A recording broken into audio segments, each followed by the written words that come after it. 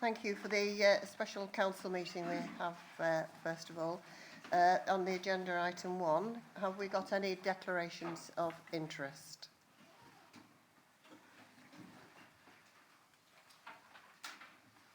No personal or prejudicial, thank you.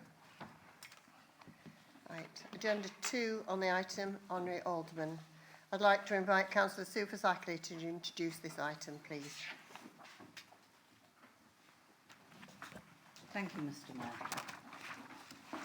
Mr. Mayor, fellow councillors, as most of us are aware, it is the council's practice to award the status of honorary alderman to former councillors who have served the borough council for 16 years or more, and who have, in the opinion of their peers, given valuable service during their time on the council. There are currently 3 former members who fall into this category: Louis Rigby, Tim Ashton and Maxine Chew, and we have a recommendation tonight to so honour them. Additionally, it is proposed that for their years of faithful service to the borough, a vote of special thanks be placed on record for the late Christine Aykroyd and Keith Beckett, who would have been eligible for the appointment. Illuminated addresses will be presented to their families, reflecting the gratitude of the council for their eminent service. Mr. Mayor, I would like to move the recommendations on page 3 of tonight's special council meeting agenda, and I have a seconder in Councillor Buckley.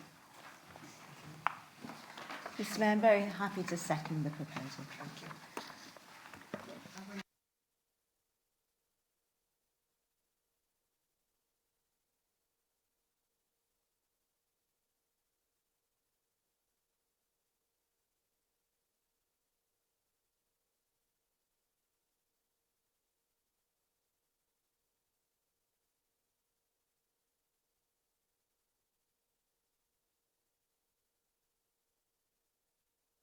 There now follows the ordinary council meeting. And if members would turn to their second agenda of the evening, please.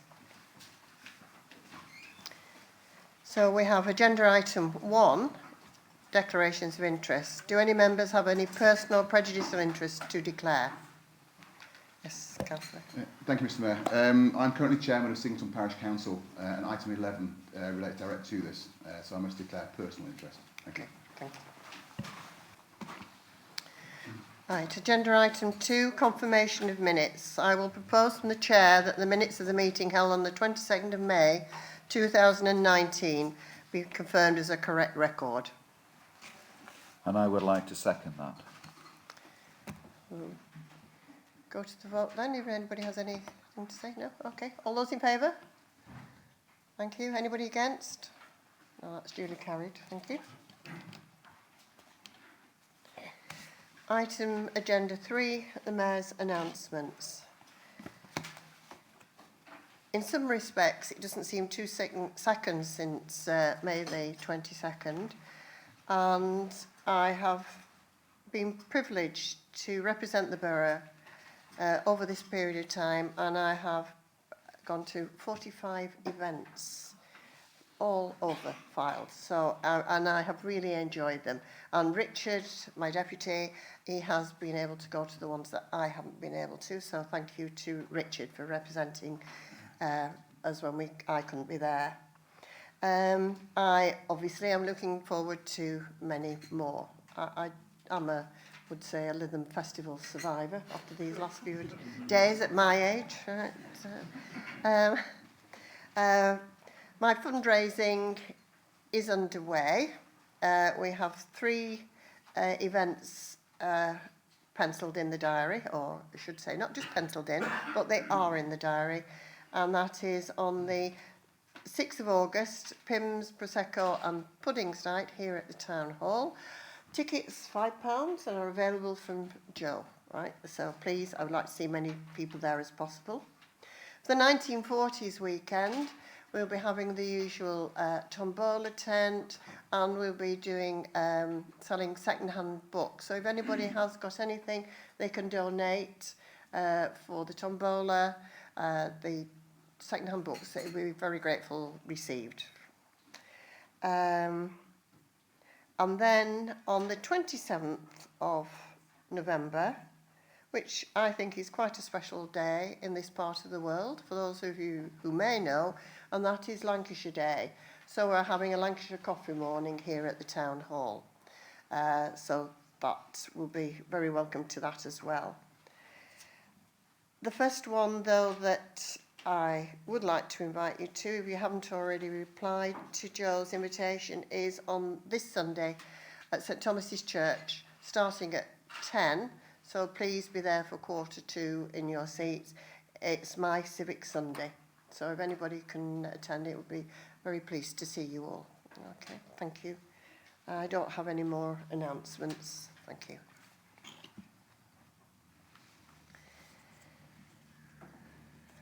Right, item 4, Chief Executive, do you have any communications to report?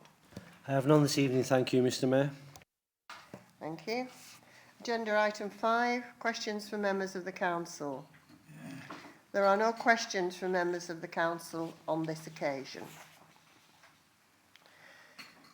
Item 6, questions from members of the public. 2 questions have been received from members of the public, and the first question has been received from Mr. Rodzynski. I would like to invite him to read out his question and remind him that a supplementary question is permitted provided it is related to the response given to the initial question. So if you'd like to come to the lectern.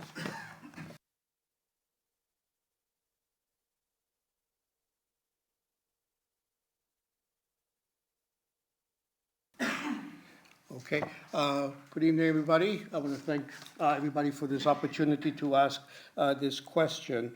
My question is, Mr. Mike Kirby, who is the Director of Strategy and Performance for Lancashire County Council, has indicated that the County Council, quote, have not been asked to remain within the premises of the Lytham Institute by Fylde Council for the purpose of returning the Lytham Library to the Institute.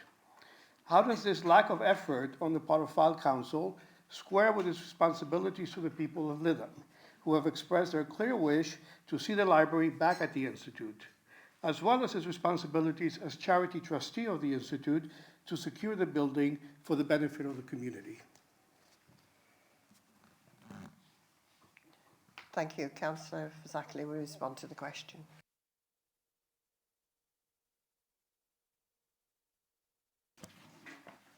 Having contacted Mr. Kirby, who has been cited in the question, he has confirmed that his remarks were taken from a lengthy response to correspondence which contained a paragraph stating that Lytham Institute is owned by Fylde Borough Council, and as such the borough is responsible for determining any future use of the premises, and in this regard we have not been asked to remain within the premises. Our occupation of Lytham Institute was facilitated under a user right. However, this does not compel the County Council to remain in the premises, nor to provide a library service from there in perpetuity. I can confirm that the decision not to remain in the Institute and to remove the user rights was made by LCC, based on economic grounds, as a result of the reduced size and operation of the library service. If they had chosen to remain in the Institute, Fylde would have fully supported this, and indeed under the user rights could not have prevented it. The matter of trust status is the subject of legal correspondence, and until that is resolved, it would be inappropriate to comment. Mr. Rodzynski, have you got a supplementary question that you wish to ask? Yes, if I may. Well, a couple, of issues in terms of your comments. One is the issue of the Institute being owned by Farnborough Council. As you say, that is a matter of a pending legal opinion, which I'm sure you all are aware. There was a legal opinion that was submitted last February. Make a question, please, and not a statement. I see. Well, my question goes back to the original question. Since there was a pending legal opinion that indicated that Farnborough Council did not own the Institute and holds it as a trustee, it was a responsibility of the Institute to ensure that it could be properly maintained. The library, of course, is Lancashire County Council. The question was, why did Farnborough Council make no effort to maintain the library so that the Institute could be properly maintained as a charity trustee? That was the question, which is still pending an answer. Councillor Fazakerley. Thank you, Mr Mayor. I would be interested to know on what basis you say Farnborough Council made no effort to maintain the Institute, because the Institute was up and running until the time when LCC decided to shut the library service emanating from there. And this council has spent a vast amount of money over the years on keeping that building going.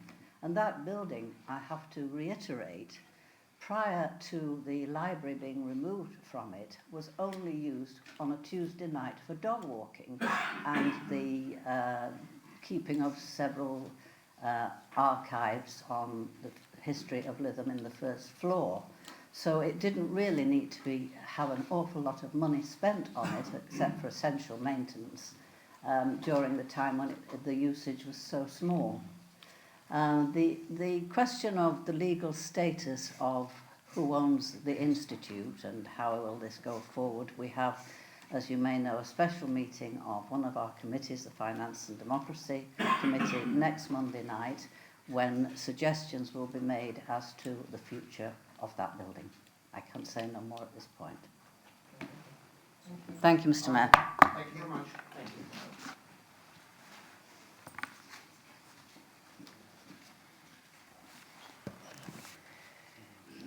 Councillor Gill's got his hand up. We need to- Sorry? Councillor Gill's got his hand up, but it's not a debate. Right, okay. Okay. Thank you. Councillor Gill, it isn't a debate, it was just a question for the, so you are not allowed to speak. I'm Mr sorry. Mayor, Sorry. I was just going to raise a point of order, which is not part of a debate. Which I It is understand not a debate, Councillor Gill, it's not a debate. It was just a question that has been put to the council, which has been replied to. Thank you. Right, the second question has been received from Mr Marshall. I would like to invite Mr Marshall to read out his question and to remind him that a supplementary question is permitted, provided it is related to the response given to the initial question.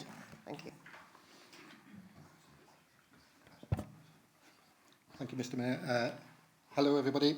My name is Richard Marshall, and my question to Council is, in light of the IPCC report on global warming, what steps are Fylde Council taking to mitigate the impacts of climate change and ensuring that all strategic decisions, budgets and approaches to planning decisions are in line with a shift to zero carbon by 2030?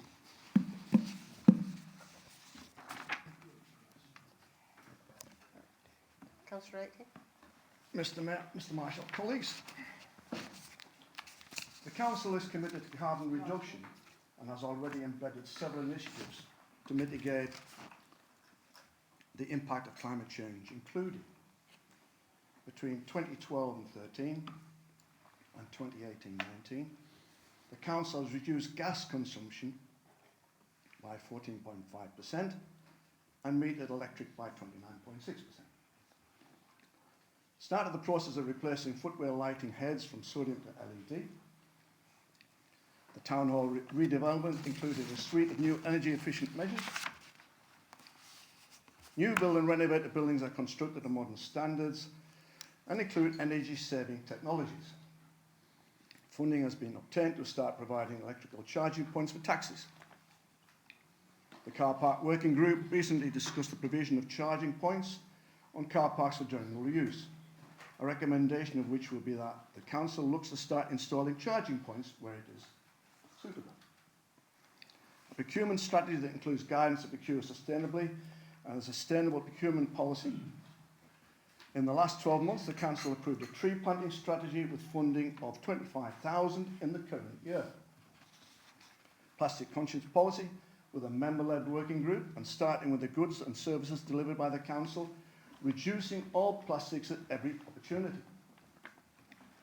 All planning decisions made at filed are in line with the File Local Plan to 2032 and the National Planning Policy Framework, which set out the government's approach to sustainable development addressing climate change, is a theme that runs through the local plan. For example, detailed policies that set out how energy efficiency measures should be incorporated into new development. Chapter 12 of the plan addresses water management, flood risk and climate change more specifically.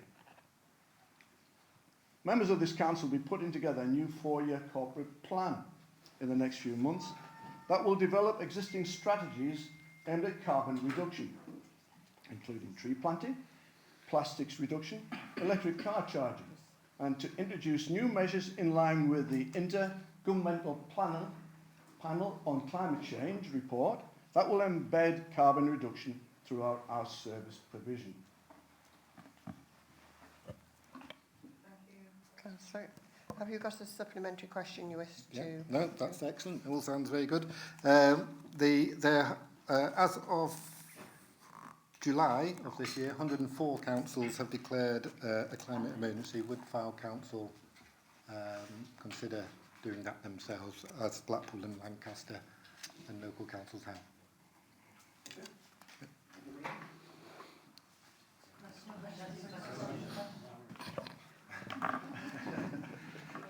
We sign it up. Well, I mean, like I said to you, the corporate plan is going to be looked at in the next few months so that we can formulate what we're going to do in the next 4 years after March, because the present one carries on until then. If the committee, which will look at it, and the council think about it, then we will consider it. 104 councils by July is very good. Thank you. Well done. Well done. Sophie anticipated that, right? Sophie anticipated that. So well done. Are you happy with all that? No, I thought you did all right. So well done. Item 7, appointment to committees. I'd like to invite Councillor Sue Fasackley to introduce this item.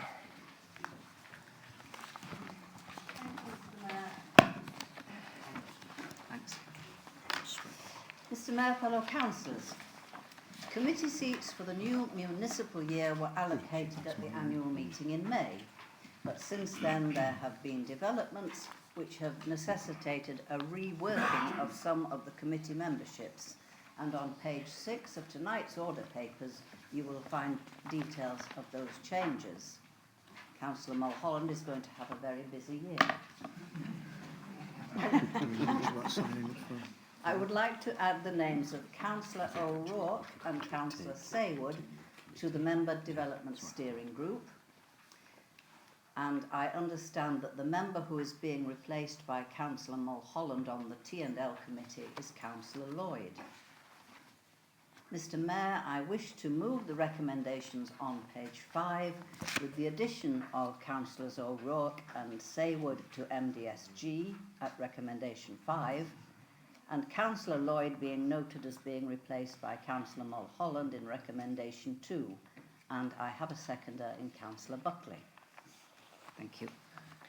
Yes, Mr Mayor, I'm very happy to second those recommendations. Thank you.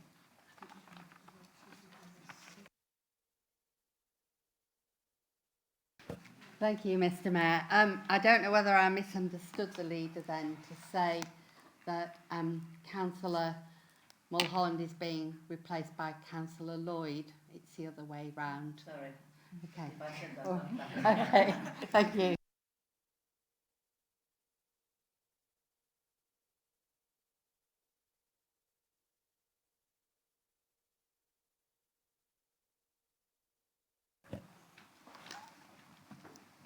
Thank you, Mr Mayor.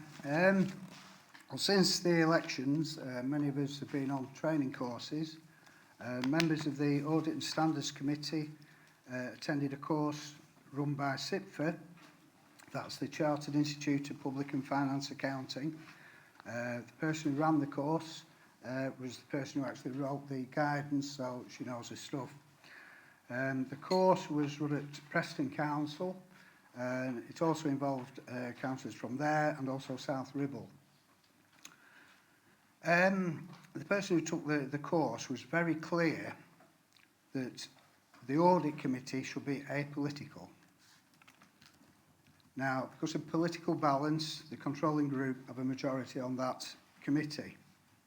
And she was very clear in what she said, in order to address that the chair and vice chair of audit committees should come from the opposition. Preston Council, they were questioned about this. They said that they always give the chair to the opposition. South Ribble said they always give the vice chair to the opposition. This year, I don't think there's any overall control, so the position's a little bit cloudy. Now, it's pointless, this council, paying for councillors to go on training courses if what we learn is not implemented back here. And I'd also like to say that the audit committee is the one committee on this council to make sure that we do things right. And if we can't do things right on its own committee, you know, then God help us.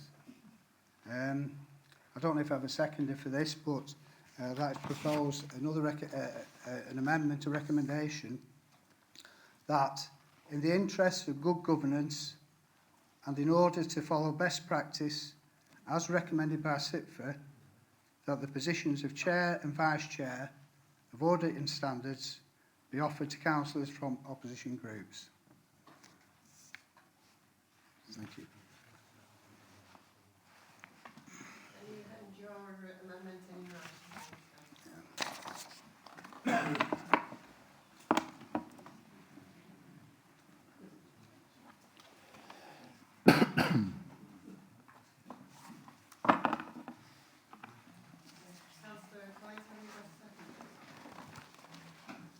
Councillor.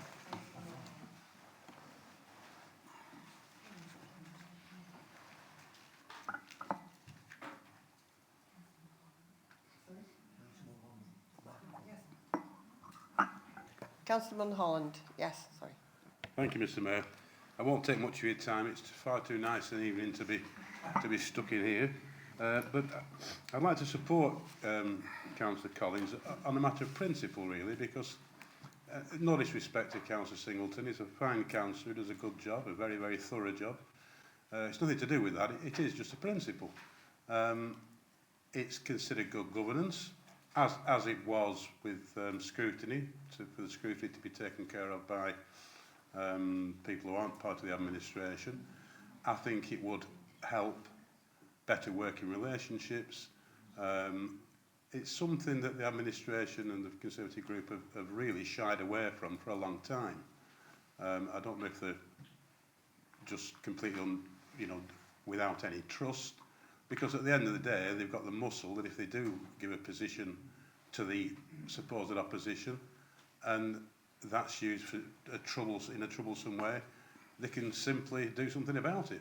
So I do think that at least, this has not got the legs to go tonight, but I think it might give a bit of a bit of a pause for thought that maybe one of those positions might go to members of the opposition, as is seen as good practice. Thank you, Mr. Mayor.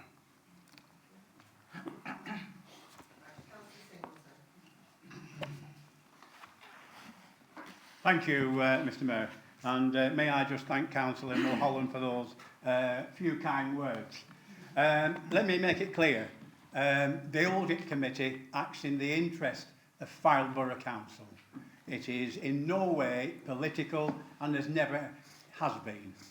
Farnborough Council comes first. That's all I'd like to say, Mr. Mayor. Thank you. Anybody else wish to say anything on this? No, so we'll go to the amendment.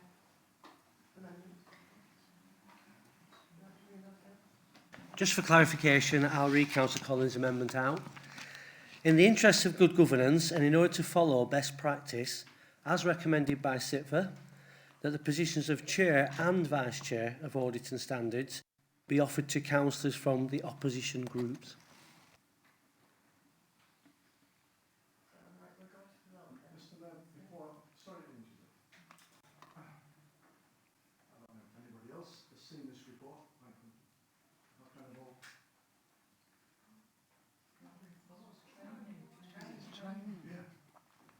It's an amendment.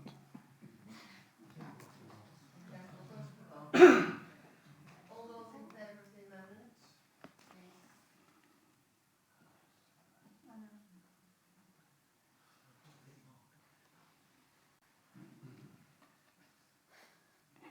Go on, Rod.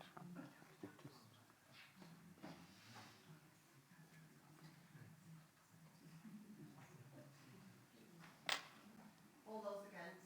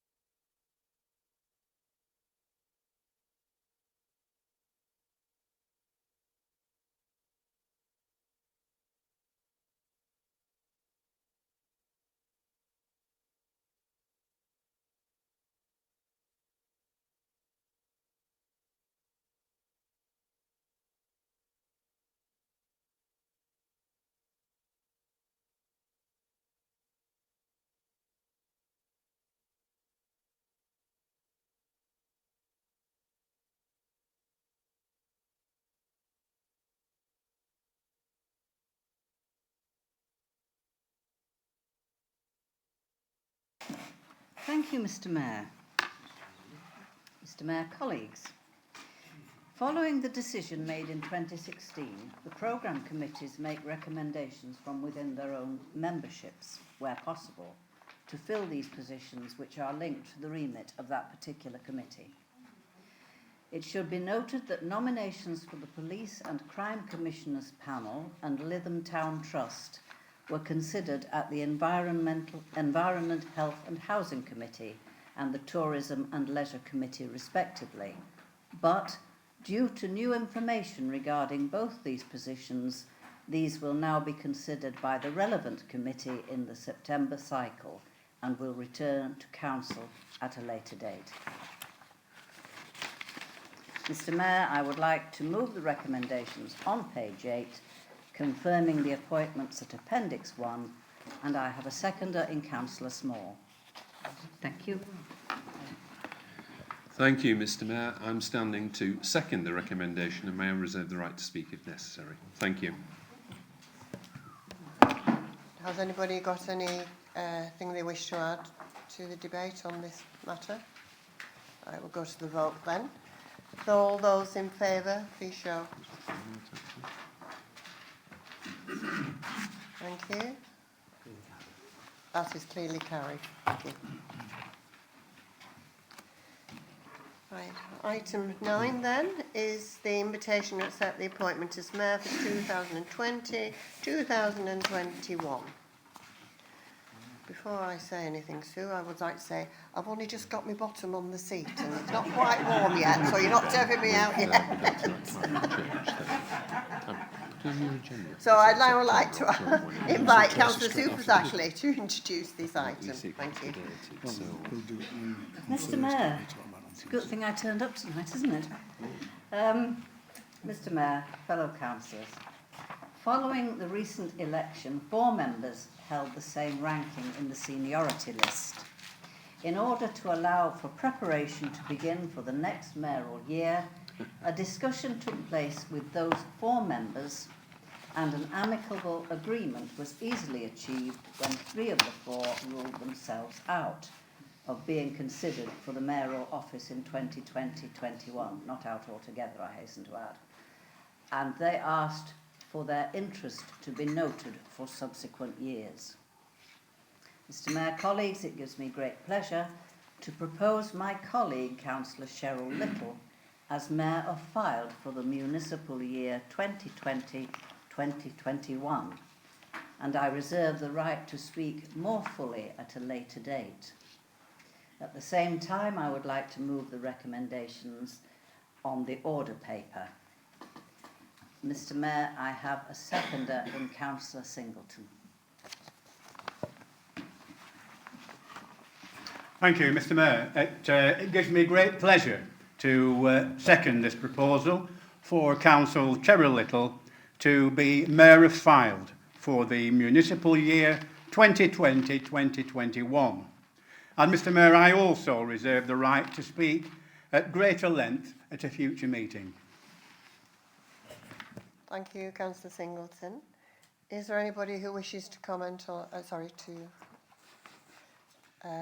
speak on this debate? Right, thank you. We'll go to the vote then. All those in favour, please show. Thank you, that's clearly carried. Thank you.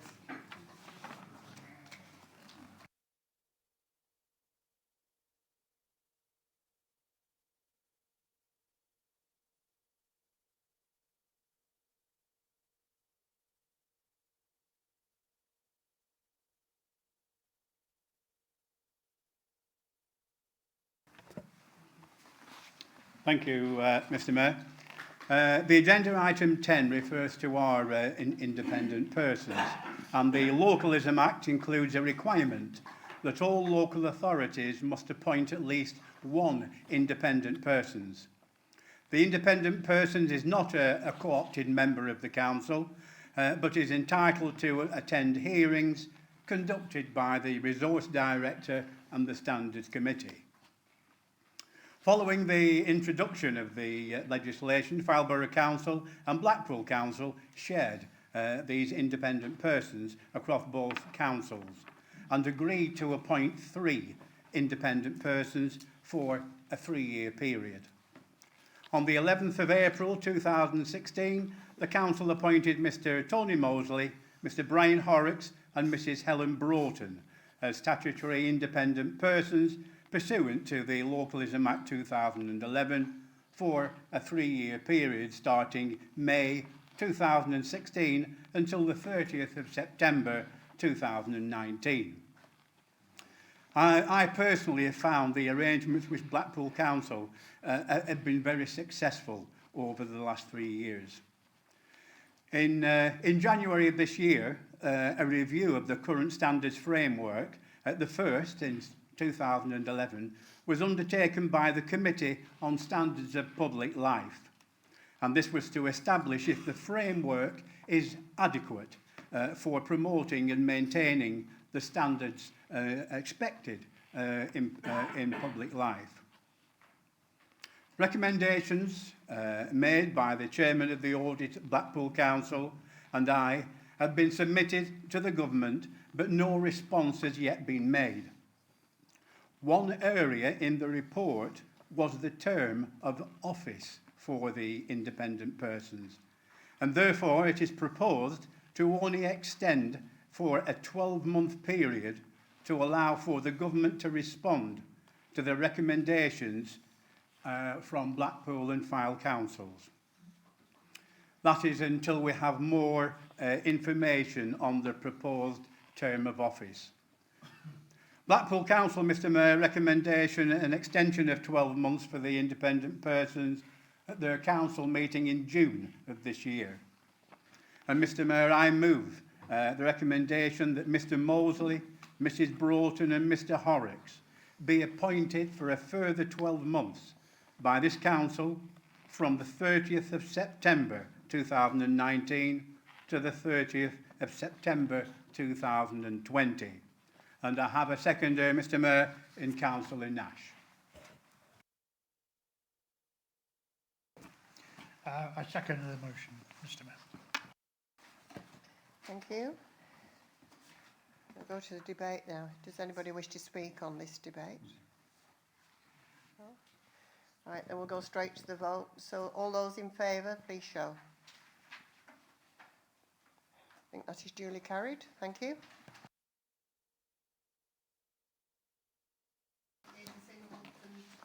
Singleton Parish Church Singleton Parish Council appointment of parish councillors. And I'd like to invite Councillor Karen Butley to introduce this item. Thank you. Thank you very much, Mr Mayor. The report before you, members, is to appoint 2 councillors to Singleton Parish Council. It does say in the summary 3 members, but it should say 2. And that being because at the moment Singleton Parish Council has insufficient members to be quorate. So they approach this council to appoint members, after which time they will be quorate and are free to co-opt as necessary. So the recommendation is very straightforward, Mr Mayor. On page 17 is to authorise the Director of Resources to make an order under section 91 of the Local Government Act 1972 to appoint Mr Christopher Bailey and Mr Michael Andrew Smith as members of Singleton Parish Council. Thank you, Mr Mayor. I have a seconder, Councillor Settle. Thank you, Mr Mayor. I'm very happy to second this motion. Thank you. Does anybody wish to contribute to the debate? We'll go straight to the vote then. Okay. Thank you. Can you all show if you are in favour? Thank you. I think that is duly carried.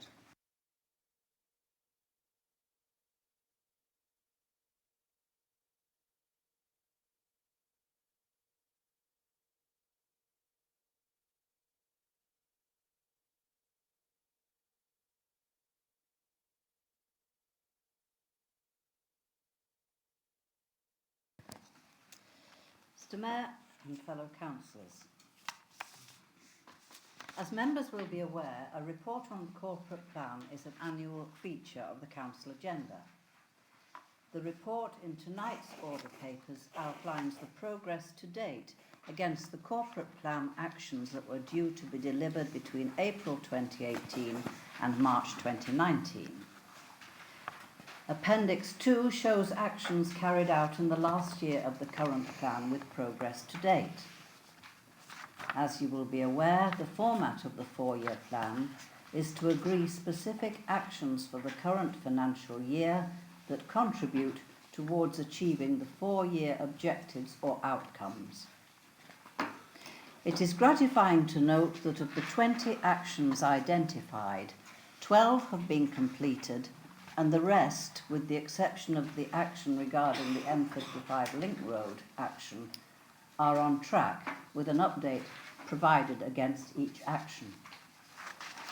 As the accompanying update notes, progress has been hindered by the ability of a private sector partner to secure funding, resulting in the procurement process being suspended and unplanned further negotiations leading to delays that cannot be accurately estimated. The project, M55 Link Road, of course I'm speaking about, is currently not on schedule. Thank you, Mr Mayor. I have a seconder in Councillor Buckley, I think. Yes, Mr Mayor, very happy to second the recommendation and reserve my right to speak. Thank you. Do we have anybody who wishes to speak on this debate? Mr Mayor, I'm afraid...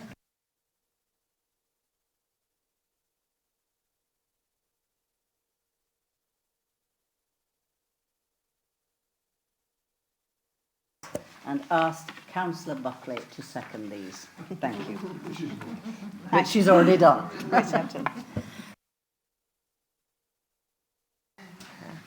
Does anybody wish to speak on the debate? No, thank you. Right, we'll go straight to the vote. All those in favour?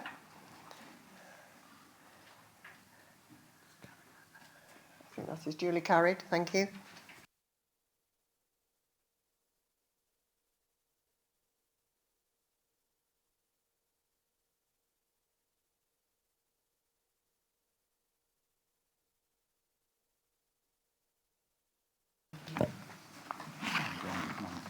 Thank you, Mr Mayor.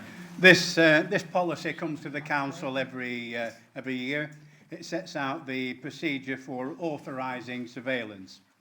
Each year, members are invited to review this policy. Just to expand on that, the RIPA framework was introduced to ensure all individual rights are protected when covert investigations are carried out by this local authority. That is once approved by the authorising officer and a Justice of the Peace. Each local authority is required to review the reports quarterly, in our case by the Audit and Standards Committee. Mr Mayor, the Council has not used this covert investigations at this quarter or at any time since 2015.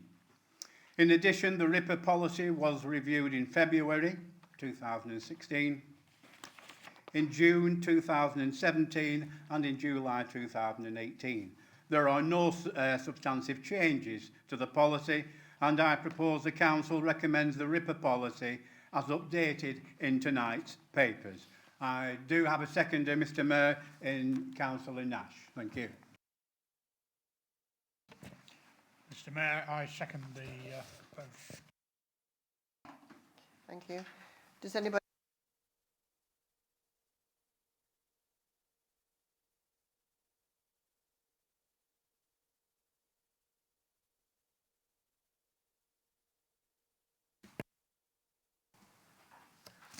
Thank you. Thank you. Can we go straight to the vote then? All those in favour? Thank you. I think that is clearly carried.